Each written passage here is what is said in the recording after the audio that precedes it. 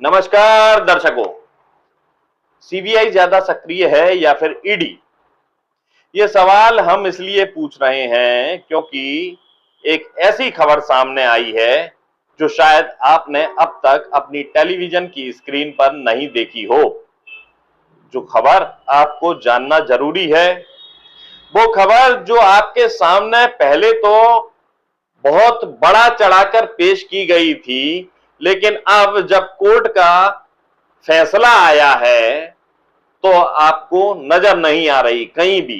ये हेडलाइन खबर है, लेकिन हेडलाइन तो छोड़ दीजिए, फटाफट बुलेटिन में भी नजर आ जाए तो बड़ी बात होगी। मामला साल 2010 का है।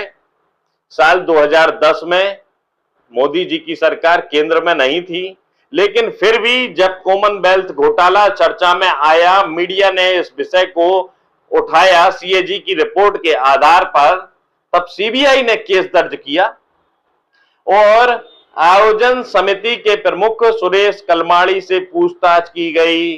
सुरेश कलमाड़ी की पूरी जांच हुई। आयोजन समिति से जो दूसरे भी पदाधिकारी जुड़े हुए थे, महासचिव ललित भनोट, अन्य जो पदाधिकारी थे, उन सबकी जांच हुई, सबसे पूछताछ हुई। सीबीआई ने राजनीतिक आधार पर किसी को नहीं बख्शा। कोई सीबीआई पर राजनीतिक प्रेशर होता तो क्या सीबीआई सुरेश कलमाड़ी से पूछताछ करती? क्या सीबीआई सुरेश कलमाड़ी की गिरफ्तारी करती? क्या सीबीआई अन्य पदाधिकारी हैं उन पर शिकंजा कसती? नहीं कसती। तो मामला 2010 का है, जब कथित कॉमनवेल्थ घोटाला चर्चा में आया। सीबीआई ने मामला दर्ज किया, एक के बाद एक एफआईआर, एक के बाद एक एफआईआर, कई सारी एफआईआर इस मामले में सीबीआई ने दर्ज की। हम खबर भी आपको बताएंगे कि अब इस मामले में क्या हुआ है, बहुत बड़ा अपडेट है। सीबीआई ने एफआईआर दर्ज करने के बाद में यहां तक कि इस मामले में गिरफ्तारी तक हुई सुरेश कलमाड़ी की, जो आयोजन समिति के प्रमुख थे।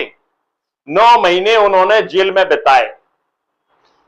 लेकिन 2014 में जो सीबीआई ने क्लोजर रिपोर्ट फाइल की, उस रिपोर्ट में यह बता दिया गया कि कोई भी सबूत इस मामले में भ्रष्टाचार के नहीं मिले हैं। मामला समाप्त। अब सवाल यह उठता है कि जो भी सरकारें हैं, चाहे उस समय की सरकार हो चाहे वर्तमान की सरकार हो, इनका क्या किसी एक जांच एजेंसी में भरोसा नहीं रहता है? क्या सरकार अपनी ही किसी एक जांच एजेंसी पर भरोसा नहीं करती, जो एक व्यक्ति के पीछे अलग अलग तरह की जांच एजेंसी लगा दी जाती है? ये आजकल हम प्रचलन में देख रहे हैं, इसलिए ये सवाल उठता है। इस मामले में भी उसी दौर में जब प्रधानमंत्री नरेंद्र मोदी जी की सरकार नहीं थी, ईडी ने मामला दर्ज कर लिया। वो भी कब? सीबीआई के क्लोजर रिपोर्ट फाइल करने से पहले, सीबीआई की क्लोजर रिपोर्ट मंजूर होने से पहले ईडी ने भी मामला दर्ज कर लिया। ईडी ने भी अपनी जांच पड़ताल शुरू की, गहरी पड़ताल की, खोजबीन की। बड़ी दुरुस्त एजेंसी है ईडी तो उस समय से ही। और 13 साल बीत गए, लेकिन ईडी तो ईडी होशियार है बहुत। हार कहां मानने वाली थी जनाब, हार नहीं माना ईडी ने। ईडी ने सालों साल पड़ताल की, गहरी पड़ताल की, खोजबीन जारी रखी, सबूत जुटाए। कैसे सबूत जुटाए? कोई सबूत नहीं जुटा पाई ईडी। ये ईडी की नाकामी है या फिर सिस्टम की नाकामी है या फिर कोई और पॉलिटिकल प्रेशर वाला कारण है जो इस मामले को इतना लंबा खींचा गया साल 2025 तक? और अब 28 अप्रैल को क्लोजर रिपोर्ट इस मामले में फाइल की गई। जब क्लोजर रिपोर्ट फाइल हुई तो ईडी ने कहा कि हमें कोई पुख्ता प्रमाण मनी लॉन्ड्रिंग के नहीं मिले हैं। गजब हो गया। संबंधित पदाधिकारियों की बदनामी हो गई।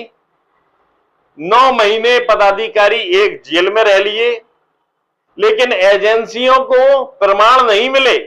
बिना प्रमाण के ये एजेंसियां मनमाने तरीके से क्या इसी तरह प्रताड़ित करती हैं? पहले प्रमाण जुटा लेते, सुरेश कलमाड़ी क्या विदेश भागे जा रहे थे, और आप पासपोर्ट जब्त कर सकते थे किसी भी भले आदमी को जिसके खिलाफ कोई प्रमाण नहीं है, क्या उसको आप जेल में डाल देंगे? ये व्यवस्था है, ये सिस्टम है। 2014 के बाद, 2014 से लेकर 2025 तक सरकार तो बदल गई, लेकिन सिस्टम नहीं बदला। सिस्टम बदला है तो कैसा बदला है? पहले तो ये हुआ करता था कि भले ही सुरेश कलमाड़ी सत्ता पक्ष के करीबी रहे हों, लेकिन जब मामला भ्रष्टाचार का उजागर हुआ तो तुरंत ईडी ने भी जांच शुरू की और सीबीआई ने भी जांच शुरू की। अब सवाल ये है, क्या आज भी ये एजेंसियां इतनी स्वतंत्र हैं कि जब सत्ता पक्ष के किसी करीबी का भ्रष्टाचार का मामला उजागर हो जाए तो दोनों ही एजेंसियां जांच करने में लग जाएं? अडानी जी का मामला सामने आया, अमेरिका में उस पर मुकदमा चल रहा है। क्या भारत में ईडी या सीबीआई इतनी सक्रिय है कि उसने जांच शुरू की हो? नहीं ना। 28 अप्रैल 2025 को दिल्ली की राउज एवेन्यू कोर्ट में ईडी ने जो क्लोजर रिपोर्ट फाइल की है, उससे जाहिर है कि बगैर सबूत के भी इसी तरह ईडी मामला दर्ज कर लेती है। अब अरविंद केजरीवाल जी के मामले में क्या होगा क्या नहीं होगा हमें नहीं पता। फिलहाल पैसा तो वहां भी बरामद नहीं हुआ है जो कथित शराब घोटाले की बात की जाती है। क्या वहां भी जैसे इस मामले में 13 साल बाद कहा गया है कि कोई प्रमाण नहीं है, वो भी उस वक्त कहा गया है जब संबंधित पदाधिकारियों की पूरी मानहानि हो चुकी है। तब क्या 13 साल बाद अरविंद केजरीवाल जी के बारे में यह कहा जाएगा कि कोई प्रमाण नहीं मिले तो क्या लाभ? पहले प्रमाण जुटा लिए होते, उसके बाद मामला दर्ज किया गया होता, या मामला दर्ज करने के बाद गिरफ्तारी ना की गई होती जब तक पुख्ता प्रमाण ना होते तब तक। इन मामलों में एजेंसियों के अधिकारियों को क्यों नहीं नापा जाना चाहिए जो कि बिना पुख्ता प्रमाण के भी गिरफ्तारी कर लेते हैं? कांग्रेस ने आरोप लगाया है कि ये झूठ का मायाजाल बुना गया जो ध्वस्त हो गया, ये नैरेटिव गढ़ा गया। शीला दीक्षित और मनमोहन सिंह जैसी शख्सियतों को बदनाम करने के लिए भारतीय जनता पार्टी की तरफ से ये नैरेटिव गढ़ा गया, एक झूठ का मायाजाल बुना गया, ऐसा कहना है कांग्रेस नेता पवन खेड़ा का। लेकिन तब सरकार तो कांग्रेस की ही थी। 2014 के बाद इस मामले को क्यों खींचा गया 13 साल तक?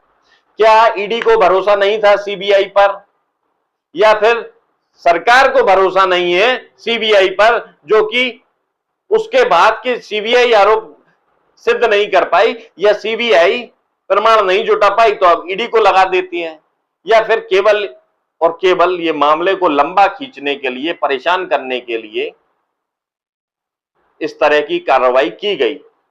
हजारों पन्नों के कागज बना दिए, नतीजा डाक के 3 पात, सिफर। हालांकि ऐसा नहीं है कि सुरेश कलमाड़ी को सभी मामलों में क्लीन चिट मिल चुकी है, बल्कि अभी बहुत सारे ऐसे मामले हैं जो लंबित हैं। सीबीआई ने कॉमनवेल्थ गेम्स से जुड़े कई मामलों में अलग अलग एफआईआर दर्ज की, और यही वजह है कि अभी कुछ मामलों में क्लोजर रिपोर्ट दाखिल नहीं भी हुई है, जांच लंबित भी है। और अभी ये कहना जल्दबाजी होगी कि सुरेश कलमाड़ी भ्रष्टाचार के आरोपी नहीं, पूरी तरह से पाक साफ हैं, दूध से धुले हुए हैं। कॉमनवेल्थ गेम्स का मामला कोई छोटा मामला नहीं होता। हमने कॉमनवेल्थ गेम्स को आयोजित किया और हमने दूसरा स्थान भी एक तरीके से कॉमनवेल्थ गेम्स में हासिल किया, तो अब इसमें भ्रष्टाचार के आरोप लग जाए तो क्या बदनामी पूरी दुनिया में नहीं होती? वो भी बना किसी प्रमाण के? बदनामी तो पूरी दुनिया में होती है। तो क्या ये देश की छवि को धूमिल करने का प्रयास नहीं माना जाए? और नहीं माना जाए तो फिर सवाल उठाना देश की छवि को धूमिल करने का प्रयास कैसे हो सकता है? फिलहाल हम ये खबर आप तक पहुंचाना चाहते थे।